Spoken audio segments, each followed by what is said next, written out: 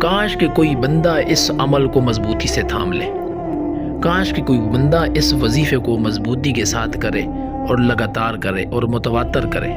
میرے دوستوں، گھنٹوں میں پریشانیاں حل ہو جاتی ہیں۔ اہل بیت کی اولاد میں سے ایک عظیم ہستی حضرت عون علیہ السلام، وہ بڑے قد کے عامل ہیں۔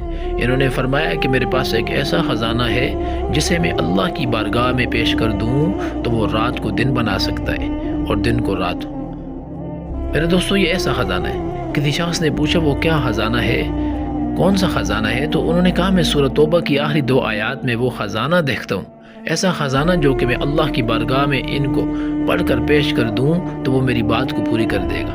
اگر آپ کی شادی کا مسئلہ ہے، رشتوں میں رکاوٹ ہے، پسند کی شادی کا مسئلہ، اولاد کا نہ ہونا، کاروبار کا نہ چلنا، جادو، بندش، جنات کا مسئلہ، یا اور کوئی بھی ایسا مسئلہ، کوئی خواہش ہے جو عرصہ دراز سے پوری نہیں ہو رہی، یا کوئی کام اٹکا ہوا ہے، تو آپ بھی اللہ کی بارگاہ میں یہ خزانہ پیش کریں اور منچائی مراد پالیں۔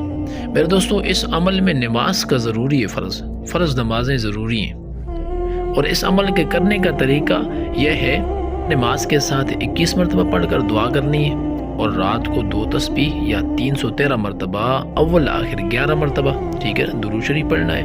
تعداد پہلے دن رکھیں گے، وہی تعداد لے کر چلنی ہے، اپنی مرضی نہیں چلنی، کبھی پڑھ لیا، کبھی نہ، کبھی کم پڑھ لیا، اس سے بہتر ہے نہ پڑھنا۔ آپ کو جو بھی مسئلہ ہے، بچوں کا ہے، اس کی نیت کر کے شروع کرنا ہے۔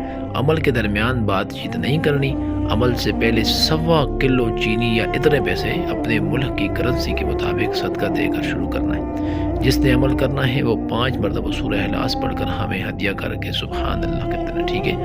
اور میرے بھائیو، اس عمل کی اجازت ہے، آپ کی مل جائے گی، ٹھیک ہے، اور اجازت اس صورت میں ملے گی کہ سورہ اخلاص آپ لوگ، اور اس کو غلط فائدہ ہے نہیں استعمال کرنا ہے، ٹھیک ہے جی۔